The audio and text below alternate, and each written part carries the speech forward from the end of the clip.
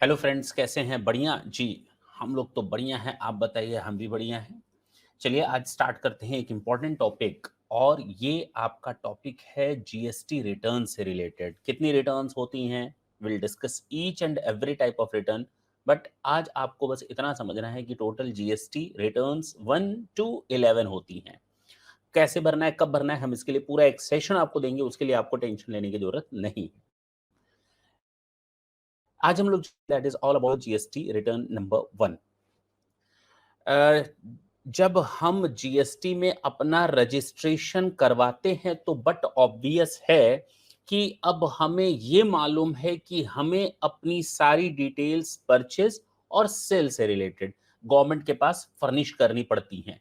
चाहे वो इनवर्ड हो, चाहे वो आउटवर्ड सप्लाई हो, चाहे वो गुड्स की सप्लाईज हो, चाहे वो सर्विसेज की सप्लाई हो, we are needed to furnish each and every details in the portal of the government gst.gov.in। चलिए इतना तो सर हमें मालूम है। लेकिन सर ये जीएसटीआर 1 होता क्या है, किसे फाइल करना पड़ता है? जरा ढंग से देखें। बेसिकली हम लोग जो इस सेशन में सीखेंगे that is all about what is GSTR 1। ये रिटर्न किसको फाइल करनी है, कब फाइल करनी है, उसकी एलिजिबिलिटी क्या होगी और कैसे फाइल करनी है, इसके बारे में भी हम लोग डिस्कस करेंगे। चलिए इतना तो हो गया कि हम लोग रिटर्न्स के जीएसटीआर 1 के बारे में डिस्कस करने जा रहे हैं। और ये जीएसटीआर 1 बेसिकली होता क्या है, जरा हम उसके बारे में भी जान लें। अगर हम इसको फुल स्क्रीन पर आपके सामने ले आएं तो आपको ये समझ में आएगा कि ये या तो मंथली रिटर्न होती है या तो ये क्वार्टरली रिटर्न होती है। या तो ये मंथली रिटर्न होगी या तो ये क्वार्टरली रिटर्न होगी। कब मंथली होगी, कब क्वार्टरली होगी, जरा उसके बारे में अगर डिस्कस किया जाए तो जीएसटीआर 1 आपके पास दो ऑप्शन देता है। या तो आप मंथली रिटर्न्स फाइल करिए या तो क्वार्टरली रिटर्न्स फाइल करिए। पहले ऐसा नहीं था, ये केवल और केवल मंथली रिटर्न्स होती थी। लेकिन अब क्यूआरएमपी आने के बाद, quarterly return and monthly payment आने के बाद, हमारी जीएसटीआर 1 भी क्वार्टरली हो गई। तो जीएसटीआर 1 हमारी मंथली और जीएसटीआर 1 हमारी क्वार्टरली हो सकती है। इसमें कहीं कोई डाउट आपको नहीं होना चाहिए। और ढंग से अगर देखें तो इसमें हमारे 13 सेक्शंस होते हैं, या कह सकते हैं you'll find 13 different tables to fill it up over there। कितने? 13 टेबल्स हमको फिलअप करनी पड़ती हैं। 13 सेक्शंस होते हैं डिफरेंट डिफरेंट, जो हमको फिल करने पड़ते हैं। क्लियर है? हाँ सर, ये तो हमें क्लियर है। और अगर एक बात और देखें तो जीएसटीआर 1 हमारा केवल और केवल आउटवर्ड सप्लाईज के बारे में डिटेल फर्निश करने के लिए बोलता है कि आपने जितनी भी आउटवर्ड सप्लाईज की है, जितनी भी आउटवर्ड सप्लाईज की हैं, उनकी आप डिटेल हमें जीएसटीआर 1 में दे दो भाई। Is it clear? Yes sir, ये तो हमें क्लियर हो गया। जरा देखा जाए कि ये जीएसटीआर 1 में हम लोग मंथली कब फाइल करते हैं और क्वार्टरली कब फाइल करते हैं, कब मंथली फाइल करते हैं और कब क्वार्टरली फाइल करते हैं, उसके बारे में बात करते हैं। जीएसटीआर 1 मंथली उनको फाइल करनी है जिनका जीएसटीआर 1 मंथली उनको फाइल करनी है जिनका टर्नओवर 1.5 करोड़ से ऊपर है। जिनका टर्नओवर एनुअली 1.5 करोड़ से ऊपर है, एग्रीगेट टर्नओवर 1.5 करोड़ के ऊपर है, तो उनको मंथली रिटर्न फाइल करना है। उनको कोई ऑप्शन नहीं दिया गया है कि आप क्वार्टरली रिटर्न पर जा पाओ। लेकिन अगर कोई टैक्स पेयर जिसका ईयरली टर्नओवर 1.5 करोड़ तक है, तो उनको सरकार ने एक बेनिफिट दिया है, भैया हर महीने आप रिटर्न दाखिल मत करो, आप क्यूआरएमपी पर चले जाओ। But there are some conditions जिनको पूरा करने के बाद ही आप क्यूआरएमपी में जा सकते हो। अदरवाइज हर कोई बंदा जो ये सोच ले कि वो 1.5 करोड़ के अंदर है, उसको तो जीएसटीआर 1 को क्वार्टरली रिटर्न फाइल करने को मिल जाएगा ना। ऐसा कुछ भी नहीं है। आपको कुछ कंडीशंस फॉलो करनी पड़ती हैं। इस जीएसटीआर के क्यूआरएमपी के लिए मैंने पूरे के पूरे 2 सेशंस बना करके ऑलरेडी अपलोड करके रखे हैं। आप उनको चाहें तो देख सकते हैं। अदरवाइज फ्यूचर में हम क्यूआरएमपी पर फिर से सेशंस क्रिएट करेंगे। यहां तक कोई दिक्कत? अगर मैं बोलूं कि जो जीएसटीआर 1 होता है उसकी ड्यू डेट्स क्या हैं, तो अगर मैं कहूं अक्टूबर में, चूंकि सितंबर तक तो हमारी डिफरेंट डेट्स होती थी, केवल मंथली होता था, लेकिन अब क्वार्टर भी आ गया है। लेकिन अक्टूबर 20 का अगर रिटर्न है तो 11th ऑफ नवंबर को नवंबर का रिटर्न है, तो 11th ऑफ दिसंबर को दिसंबर का रिटर्न है, तो 11th ऑफ जनवरी को जनवरी का रिटर्न है, तो 11th ऑफ फरवरी को फरवरी का है, तो 11th ऑफ मार्च और तो और अगर वो मार्च का है तो 11th ऑफ अप्रैल हो सकता है आपकी ड्यू डेट्स रिटर्न फाइल करने की जीएसटीआर 1 की। लेकिन जिनका टर्नओवर आपका 1.5 करोड़ तक है, तो उनके लिए डेट कुछ दूसरी है। उनके लिए डेट कुछ दूसरी आ गई। 1.5 करोड़ तक के टर्नओवर वालों के लिए कहा गया कि अब क्वार्टरली है। सितंबर तक दूसरा था, अक्टूबर, नवंबर, दिसंबर ये एक क्वार्टर इस ईयर के लिए 2021 के लिए, जनवरी, फरवरी, मार्च 2021 के लिए कहा गया। अक्टूबर, नवंबर, दिसंबर का 13 जनवरी का रहेगा और जनवरी, फरवरी और मार्च का 13th ऑफ अप्रैल रहेगा। कितना रहेगा? 13th ऑफ अप्रैल रहेगा। ये आपकी ड्यू डेट्स हैं रिटर्न फाइल करने की। ये क्यूआरएमपी के अंतर्गत जीएसटीआर 1 फाइल करना है जिसको, उसकी डिटेल है। लेकिन हाँ, अक्टूबर से पहले मैंने बताया ना, अक्टूबर, नवंबर, दिसंबर, तो सितंबर तक हमारा सिस्टम कुछ दूसरा रहता था। वहां पर केवल मंथ वाइज रहता था। ये आपको चीज याद रखनी है। चला जाए, चूंकि अब हमको क्यूआरएमपी को भी देखना है और मंथली रिटर्न्स को भी देखना है, दोनों को हम लोग साथ में लेकर के चलेंगे जीएसटीआर 1 के लिए। अगर हम बात करें कि किसको फाइल करना है जीएसटीआर 1, तो उसके लिए है कि हर एक रजिस्टर्ड पर्सन को जीएसटीआर 1 फाइल करना है। हर एक रजिस्टर्ड पर्सन को जीएसटीआर 1 फाइल करना है। हर एक रजिस्टर्ड पर्सन को जीएसटीआर 1 फाइल करना है। ये चीज आपको याद रखनी है। चाहे वो मंथली हो, चाहे वो क्वार्टरली हो, फाइल तो करना पड़ेगा। तो every registered person is required to file GSTR 1 irrespective of whether there are any transactions during the month or not। तो अगर कोई कहता है कि सर क्या हमें नील रिटर्न भी फाइल करनी पड़ती है, yes, the same question can be answered in our second question, second paragraph, जो साफ साफ लिखा है नील रिटर्न्स भी आप भरते हैं। यानी अगर किसी मंथ में आपका कोई भी आउटवर्ड सप्लाई नहीं होता, अगर किसी भी मंथ में आपका कोई आउटवर्ड सप्लाई नहीं है, तो it doesn't mean at all that you are no need to submit the GSTR 1, not at all. Still you are needed to file your GSTR 1। आपको तब भी अपनी GSTR 1 को तो फाइल करना है, नील है तो भी। अब लेकिन नील है तो आपके पास दो ऑप्शंस हैं। फिर से, या तो आप पोर्टल पर जाकर फिल करें, या तो आप एसएमएस के थ्रू आप अपना हिसाब किताब कर सकते हैं, यानी कि रिटर्न्स को फाइल कर सकते हैं।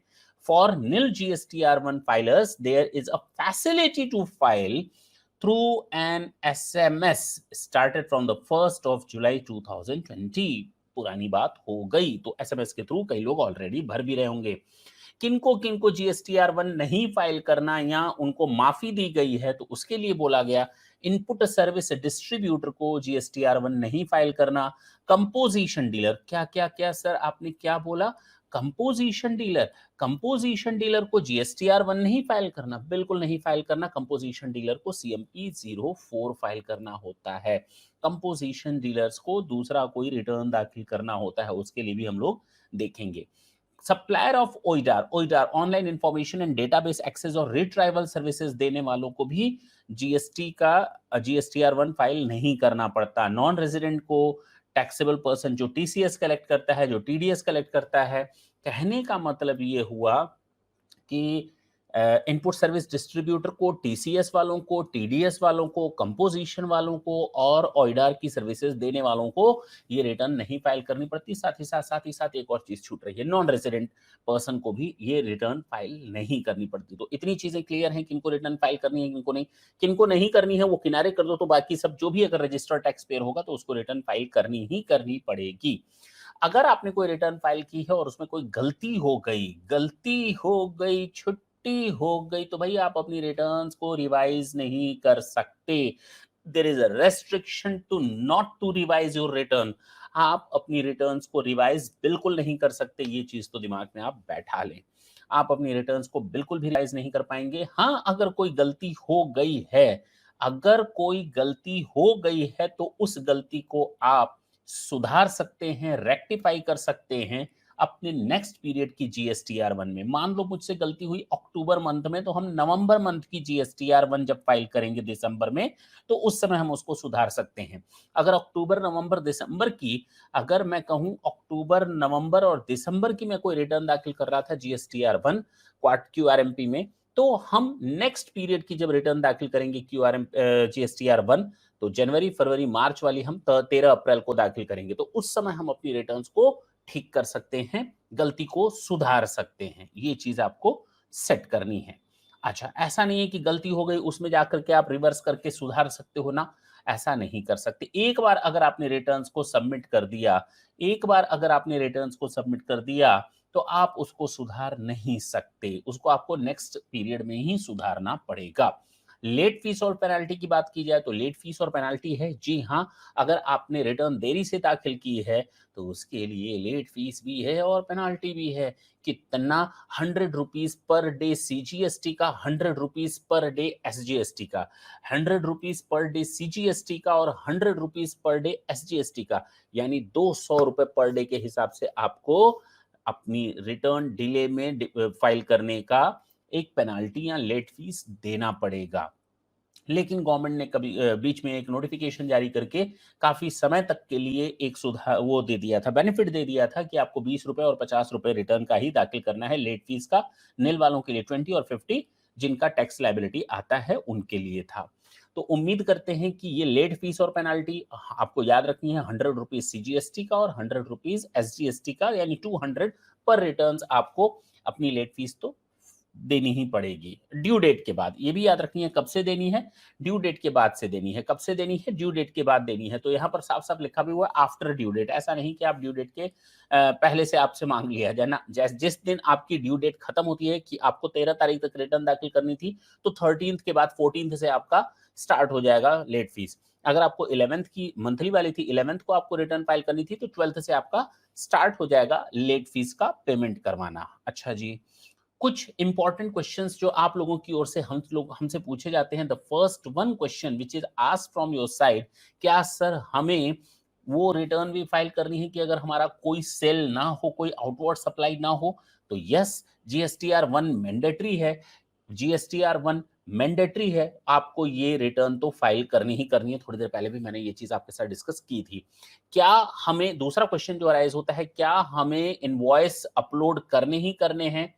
जब हम अपनी रिटर्न को फाइल कर रहे हो तब ना, मंथली ये ओपन रहता है पोर्टल। आप अपनी इनवॉइस को किसी भी समय अपलोड कर सकते हैं। बेटर होता है कि आप बीच-बीच में अपलोड करते रहें फ्रीक्वेंटली, क्योंकि एक साथ अपलोड करने पर आपको ज़्यादा टाइम को भी कंज्यूम करवाना पड़ता है। Can I change a bill uploaded on GST network? Yes, bill को चेंज कर सकते हैं, कोई दिक्कत नहीं है। इसके बारे में भी हम लोग डिस्कस करेंगे। यहाँ तक कहीं कोई किसी को इश्यू नहीं आया होगा जहाँ तक मुझे लगता है। एक दूसरा क्वेश्चन हमारे सामने आता है, should I make GST payments after filing GSTR1?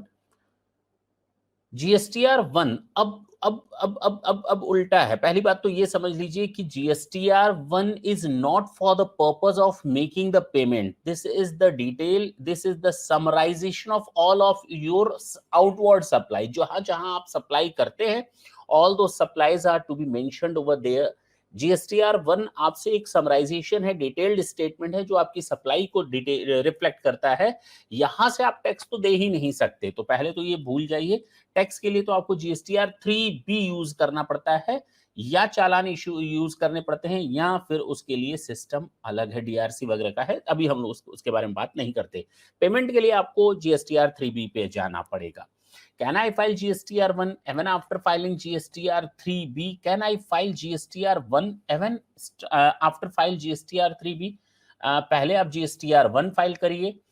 ये आप याद रखेंगे, इसके लिए बहुत इंपॉर्टेंट चीज़ है कि पहले आप GSTR1 फाइल करिए, तभी आप GSTR 3B भी फाइल कर पाएँगे। पहले ऐसा नहीं था, पहले आप GSTR 3B भी पहले फाइल कर लेते थे, बाद में GSTR1 भरते थे। लेकिन अब ऐसा नहीं है। अब सीधा-सीधा हिसाब ये है, जनवरी 2021 से 1 जनवरी 2021 से ये सिस्टम है, क्योंकि QRMP वगैरह के सिस्टम को मैनेज करना था, तो गवर्नमेंट ने सीधे कहा पहले आप GSTR1 फाइल करिए, तब आप GSTR 3B के हिसाब से आप अपना पेमेंट कर सकते हैं। I have opted for the composition scheme. Should I file GSTR1? ना, थोड़ी देर पहले मैंने मना किया ना। कंपोजिशन स्कीम वालों को ये रिटर्न नहीं फाइल करनी पड़ती, उनको सीएमपी 08 फाइल करना, 4 बोला था 8 बोला था मैंने शायद थोड़ी देर पहले, जो भी हो सीएमपी 08 फाइल करनी पड़ती है अपने टैक्स पेमेंट और अपनी डिटेल्स देने के लिए। तो ये चीज़ें आपको बिल्कुल दिमाग में सेट रखनी है, कहीं कोई दिक्कत नहीं आनी चाहिए। ये छोटे-छोटे पॉइंट्स हैं जब भी आप जीएसटीआर 1 की बात करते हैं। I have been filing GSTR 1 on a quarterly basis so far. My annual sales are below 1.5 crores, not lakhs. What happened if I choose the QRMP scheme now in December? तो भाई मैंने आपको इसका example दे दिया। अगर आप दिसंबर में opt करते हैं तो जनवरी, फरवरी, मार्च ये क्वार्टर आपको मिल जाएगा, ये क्वार्टर आपको मिल जाएगा। आप क्वार्टरली बेसिस पर जा सकते हैं, लेकिन क्यूआरएमपी की डिटेल जानने के लिए उसकी कुछ शर्तों को पूरा करना पड़ता है, जिसके लिए मैंने कहा कि ऑलरेडी मैंने 2 सेशंस तैयार करके वो ऑलरेडी यूट्यूब पे अपलोड कर दिया है। वहाँ से आप जाकर के देख सकते हैं क्यूआरएमपी कैसे और किस तरह से अवेल किया जा सकता है ये सिस्टम। ठीक है ना? चलिए, can amendment be made to details already file in GSTR 1? GSTR 1 में अगर कोई दिक्कत आई है तो आप नेक्स्ट पीरियड के जीएसटीआर 1 में ठीक कर सकते हैं। ये चीज़ आप याद रखेंगे। थोड़ी देर पहले मैंने आपको बता दिया था। अदरवाइज़ मैंने इसके लिए एक और सेशन तैयार किया है आपके जीएसटीआर 1 के लिए, जिसमें हम लोग किन-किन चीज़ों को सुधार सकते हैं अपने जीएसटीआर 1 में और किन-किन चीज़ों को चेंज नहीं कर सकते। प्लेस ऑफ सप्लाई से रिलेटेड है, बिल से रिलेटेड है, अमाउंट से रिलेटेड है, क्या-क्या सुधार कर सकते हैं, जीएसटी रेट से रिलेटेड है, यानी जो हम अमेंडमेंट कर सकते हैं अपने डिटेल्स में। अगर किसी में मिस्टेक हो गई तो नेक्स्ट मंथ में किन-किन चीज़ों में सुधार कर सकते हैं और कहाँ-कहाँ सुधार नहीं कर सकते जिसकी पॉसिबिलिटी नहीं है। जैसे पहला क्वेश्चन आपके सामने आता है, ये 3 क्वेश्चंस हैं जो हम लोग नेक्स्ट सेशन में डिस्कस करेंगे आपके सामने और आप लोग अगर अच्छी बात होगी कि घर पे थोड़ा-सा इस पर रिसर्च कर लें, तो आपको फ़ायदा ही मिलेगा। What should the revised date to be in the amended invoice? What should the revised date be in the amended invoice? अगर हम अपनी इनवॉइस में कुछ रिवाइज़ डेट डालना चाहते हैं, तो वो कौन से डेट होगी? कहाँ तक की डेट होगी? कहाँ तक की डेट यूज़ की जा सकती है? ये अब आपको सोचना है। What are the amendment not admissible or not allowed? मैंने अभी कहा ना आपको नेक्स्ट सेशन में हम इसके बारे में पूरा डिटेल बताएंगे। प्लेस ऑफ सप्लाई में चेंज कर सकते हैं कि नहीं कर सकते, कैसे चेंज कर सकते हैं, कौन सी प्लेस ऑफ सप्लाई में नहीं चेंज कर सकते, किस रेट में चेंज कर सकते हैं, अमाउंट्स में चेंज कर सकते हैं कि नहीं। This things will be discussed in our next session. और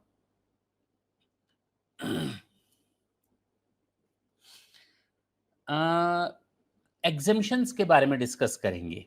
क्या करेंगे? एग्जेम्पशंस के बारे में डिस्कस करेंगे कि हम कौन से पॉइंट्स पर, यानी कि कौन से ऐसे चीज़ों का एग्जेम्पशंस दिया गया है। जैसे आज ही हम लोगों ने देखा जीएसटीआर 1 के बारे में डिस्कस करते हुए कि एग्जेम्पशंस के मामले में अगर हम देखें तो कंपोजिशन स्कीम वालों को नहीं भरना है जीएसटीआर 1, इनपुट सर्विस डिस्ट्रीब्यूटर को नहीं भरना है, टीडीएस, टीसीएस और नॉन रेजिडेंट टैक्सेबल पर्सन्स को, ऑर्डर वालों को जीएसटीआर 1 फाइल करने की जरूरत नहीं है। तो इनके लिए हम लोग देखेंगे। फिलहाल मैंने आपसे बताया जीएसटीआर 1 टू जीएसटीआर 11, ये हमारी 11 रिटर्न्स होती हैं। नेक्स्ट सेशन में जब हम आपके सामने आएंगे तो इन रिटर्न्स के बारे में डिस्कस भी करेंगे। धीरे-धीरे सारे पॉइंट्स कवर होंगे, आपको चिंता करने की ज़रूरत नहीं है। इवन आपको उन जो जीएसटी से रिलेटेड फॉर्म्स हैं, उनको कैसे फिल करना है, वो भी बताने की कोशिश पूरी की जाएगी, ताकि आपको रिटर्न्स फाइल करने में भी दिक्कत ना आए प्रैक्टिकली। नेक्स्ट सेशन में हम आपके साथ फिर मिलेंगे। इन क्वेश्चंस को आप तैयार रखेंगे। तब तक के लिए Tata and bye-bye. Thank you. Thanks a lot.